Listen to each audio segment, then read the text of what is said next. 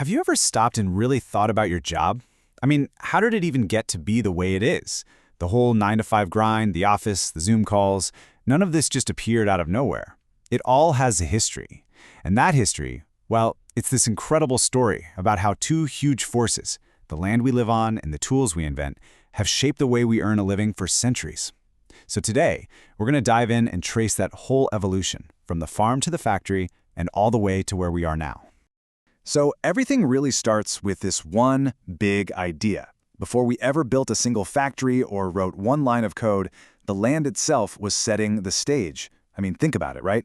The rich soil along the Nile River, that created a civilization of farmers. The jagged, rocky coastline of Greece, that produced a society of sailors and traders. The resources, the weather, the access to water, all these things basically determined the first jobs people ever had. It's a pretty powerful thought. Geography as destiny. And you can see this perfectly in a place like Texas. Its rich, fertile soil, especially in spots like the Blackland Prairie, made it a no-brainer for agriculture. Then you've got that massive coastline, which just throws the door wide open for global trade.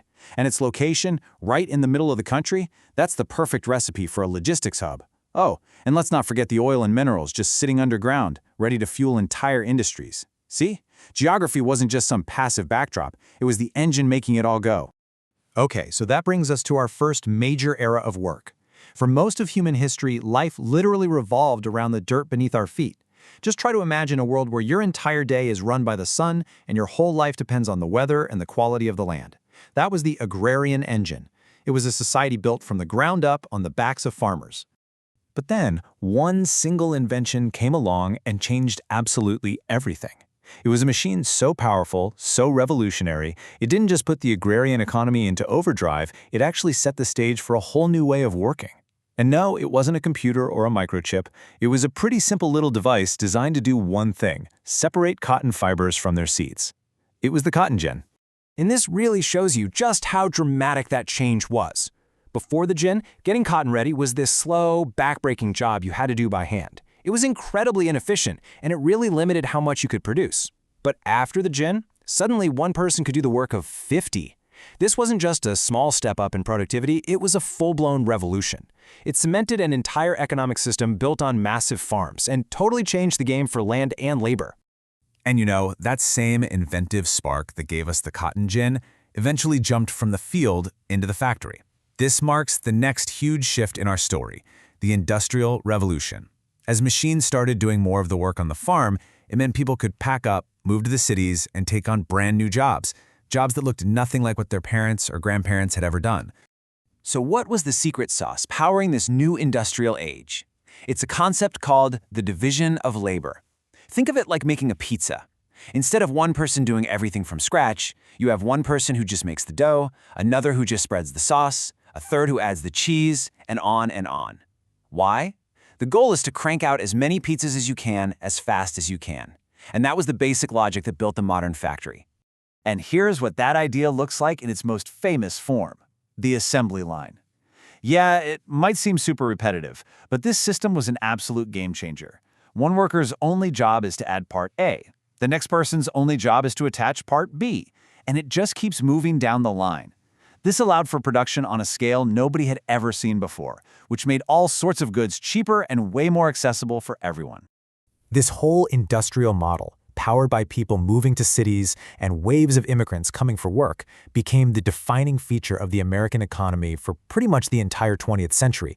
You know, from the steel mills in Pittsburgh to the car factories in Detroit, this is what built our cities, fueled a growing middle class, and turned the U.S. into a global economic giant. But you know, this incredible engine of progress, it also had a dark side. The constant push for more and more efficiency created a whole new set of social problems. It sparked huge debates about fairness, about safety, and really about what kind of society we wanted to be. The story of work isn't just about things getting better and better. It's also a story of struggle.